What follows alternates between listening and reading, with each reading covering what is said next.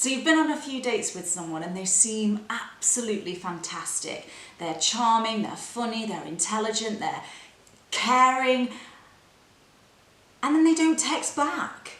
And you're like, hang on a minute, what's going on here? They were so attentive to me, everything was going really well, I haven't seen any red flags. Something awful must have happened to this person. So you ask around, you message them, you call them, you want to know if like this person's in an ICU unit or if something awful's happened and that you can be there for them, because you're starting to feel a little bit attached. And nothing. Eventually it dawns on you, usually by social media, by having a little browse, that this person has actually ghosted you.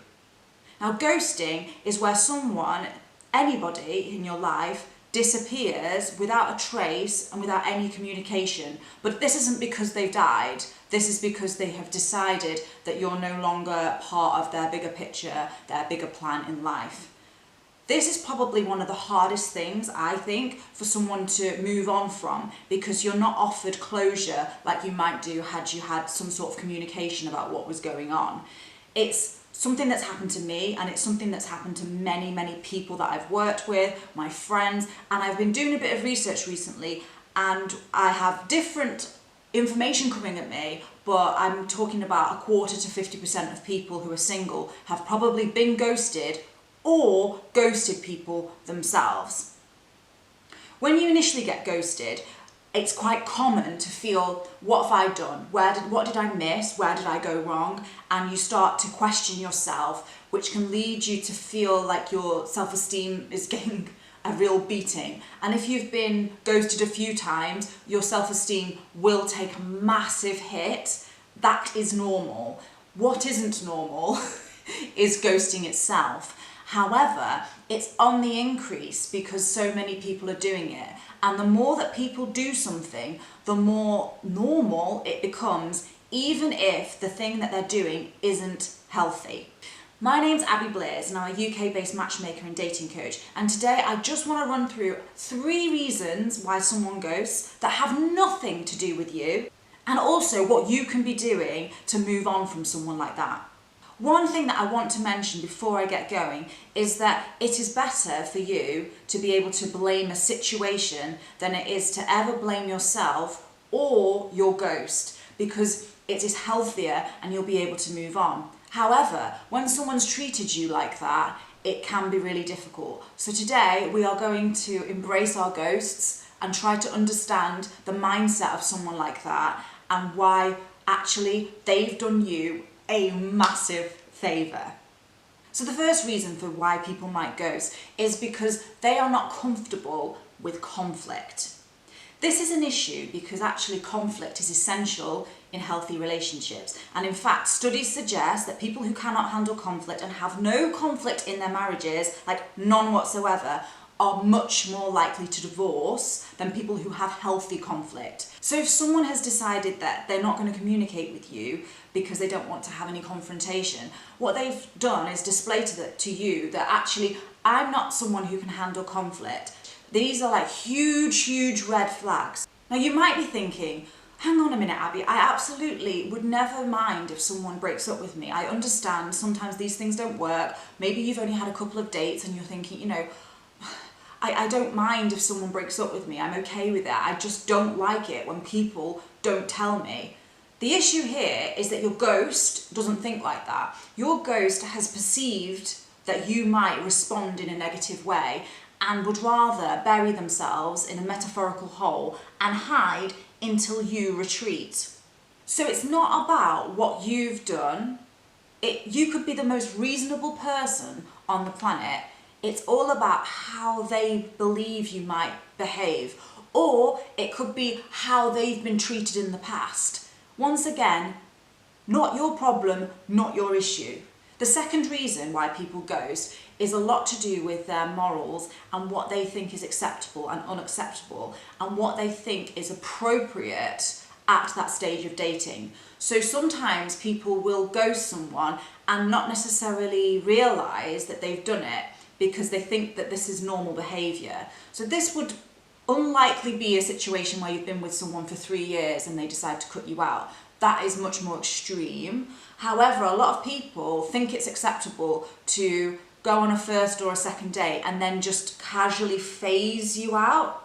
Or they might think, oh, she wasn't into me, I wasn't into her, it's really, really obvious. Whereas you might actually be sat there like waiting for a text. So that person in that situation either just doesn't have the same morals and beliefs as you around dating, or is just completely oblivious. This isn't very helpful for a relationship, because you want to be matching with someone who has the same sort of standards as you do. And this is a really big display of, I don't operate in the same way as you. And whilst it's okay not to operate in the same way as you, it is important to have the same sort of beliefs as your partner and not be so wildly different in these areas. The third reason why someone might ghost, which has nothing to do with you, is that this person may have what we call an avoidant attachment style. And this means that this person isn't really capable of forming very intense, close relationships and may panic when things get good. So this person has to maintain a certain level of distance in their relationships, even if they don't mean to be that way. A lot of the time, avoidant people aren't avoidant by choice. Like, no one would be avoidant by choice, like, really. And a lot of the time, avoidants want to be close to people, but they're not capable of it. And the only way to fix this is to have therapy or to match with someone who's extremely secure. If you're someone who likes to be very close to people and have really tight, close relationships, being with someone of this attachment style is absolutely horrendous. It's a real recipe for disaster. And what can happen with people who are avoidant is that they do want to get close to you. It's not that they're evil or have malicious intentions or intend to ghost, but they panic and they have to move away, or rather they feel that they have to move away. And it might not even be that you're that close by your standards, but it's too close by their standards, and that's the issue here. And what will happen sometimes is your ghost might return, which seems a bit weird, right? And often I've noticed that when, for me anyway, this is personal experience, my ghost would return and pretend like nothing had ever happened. This person doesn't want confrontation and wants closeness but can't have it. So the second that you relax and move away from your ghost and let your ghost free and don't chase them, don't call them, the second you're getting over them, they relax. They're still attracted to you, because this isn't about attraction. This is about how they bond with you. The best thing to do if your ghost returns is to not allow the interaction to reignite, not to allow the relationship to start again, because you can end up in a cycle. Unless your ghost has done some work on themselves, they're very unlikely to be able to suddenly be in a relationship with you. Ghost me once, shame on you. Ghost me twice, shame on me. So we have to break these cycles. It's also worth bearing in mind that there are more avoidant people in the dating pool as singles than there are any other type of attachment style. I'm not saying that there are no good people left, because sometimes we can feel like, where are all the good people? However, it's really good to become quite aware of the behaviours and the patterns and the signs of someone who is quite incapable of getting close. We're better off trying to seek a partner who has a secure attachment style. This is someone that shows up, that is consistent, and sometimes we're not attracted to those people because they're showing up, because they're consistent. So that's something that you individually would need to work on if that is the case. So what's my advice for people who have been ghosted and they just do not know what to do? Now, what I'm going to say probably isn't going to be popular, because I know that a lot of the time we want to reach out, we want to get closure, we want to somehow get them to react in any way, to like, oh, seek revenge, or maybe we could find out from their friends, or just somehow get some kind of feedback on it. But it's not healthy, because it doesn't necessarily work, and we're putting energy into someone who actually probably isn't a very good option for us. There are many other people in the world who won't treat you like this, so why waste your time on someone like that? So my advice is to cleanse your life of this person. If that means that you have to come off social media for a while, come off social media, delete their phone number, delete them off all of your Instagram accounts, Twitter, stop following them, stop snooping on them, stop doing anything in relation to them, and also work out what places trigger you. Don't go to the place that reminds you of them. Don't put yourself into a situation where you're going to start to feel sad again about the situation. Vow to yourself that you are not going to let this person back into your life to hurt you again in the future. If you're struggling to do this, think about my second tip, which is ask yourself what it is that you aim to achieve from contacting this person. Why do you think that this person's that great? If you need to ask a friend and get their feedback, that might be helpful to have that conversation and to work through it with someone who can see the relationship from more of an objective viewpoint.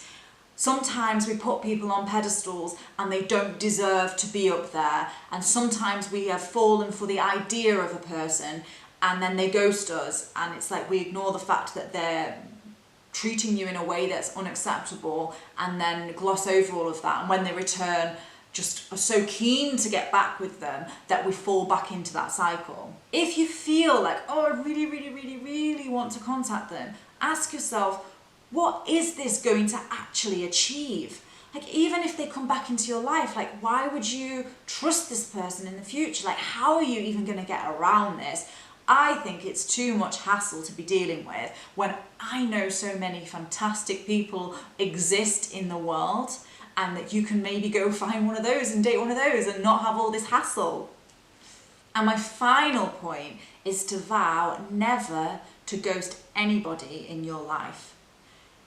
Communication is one of the most important things in all of our relationships, and most of us actually know this, but sometimes we struggle to face situations head on. If in the future you want to break up with someone, don't think things like, well, I've been ghosted that many times before, I'm just going to do the same thing, that's what men do, so I'm going to be that way, or that's what women do to me, so I don't care what she thinks, I don't care how she feels. When actually we are dealing with a different person, with a different circumstance, and we should definitely be setting an example with the way that we are ourselves, and that will also help to draw better people towards us in the future. If you can kindly break up with someone, that is far better than being someone who just disappears in quite a cowardly manner. So thank you so much for watching my video today. I hope you've enjoyed it. If you have, please like and subscribe, and by all means check out my website if you're interested in any one-on-one dating coaching. Thank you very much. Bye-bye.